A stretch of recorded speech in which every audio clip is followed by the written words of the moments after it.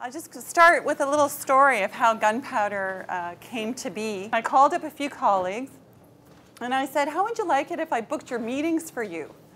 And these were people that were selling into Fortune 1000 accounts across North America, and they almost dropped over when I offered to book their meetings for them.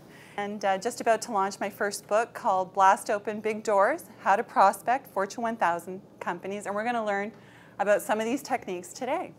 Why are you here today? What are you hoping to learn today? It's what to ask for. What to ask for. Mm-hmm. Like, how do I shape what I want from them? So skills, definitely under skills, right? And it's a shame because even the most mature companies I walk into, and they haven't armed their salespeople with the right talk tracks yet. You know, Zig Ziglar talks about a goal properly set is halfway achieved. A goal properly set is halfway achieved. Well, an I am statement is a goal with the words I am in front of it. So an example might be, you know, I am a great golfer. You know, I'm trying to be. But I say to myself, and I am a great golfer, you know, with enthusiasm, right? A few years ago, I wrote down, I am an author. I didn't know what I was going to write about, but I had the goal set down on my index card. And again, I keep them by my bed, I keep them in my purse.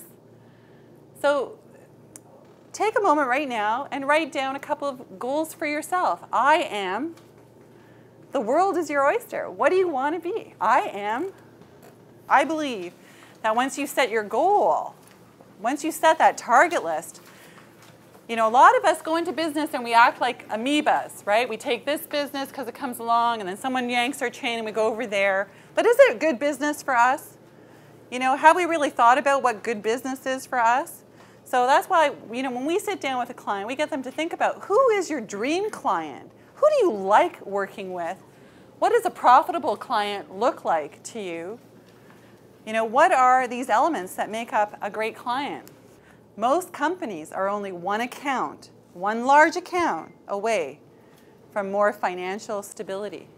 So think about what account would give you that financial stability. I don't have 9 months to track down a C-level person. You know, we had one of our team leaders come into my office not long ago, and this is a little trade secret. It's not in our book, okay? I'm going to just share it with you now. But one of our team leaders came into our office and said, Christine, we've got to get into this organization. It was in Boston, because we heard through other executive assistants at the organization that they were going to make a decision on their RFP in a few weeks, and we weren't even competing yet, and we knew our client had the best offering in the marketplace. We had done the research, we had interviewed the clients, and we weren't in because this guy was just so hard to get a hold of. You know, so she came into the office, and on my desk I have one of these little video phones. You know, I send them to my clients in Boston, Atlanta, so that I can see my clients and have our weekly calls, our monthly calls on these. And what I like it is that how expensive our office lines, right? You know, these are $30 a month, and it's our free long distance in North America. So we have about 12 of these. So I thought, well, I'm going to send this phone. So I wrapped it in a pink box, and I shipped it UPS with a little card that said, if you want to know the secret of doubling your business, call my cell number. And I gave him my cell number so that I could forward it to my home line, my video phone at home, and I could forward it to the video phone at the office. Because you get how many shots at these guys? One, right? I don't want to miss this call. All right? So I'm tracking the UPS. It arrives at the building at 9:05. Okay? 45 minutes later, he calls me on the video phone. How many of you like gadgets and toys? Well, Mr. Hard to Get loves gadgets and toys too. He couldn't wait to try this phone out. So, you know, the final thought is you got to be creative.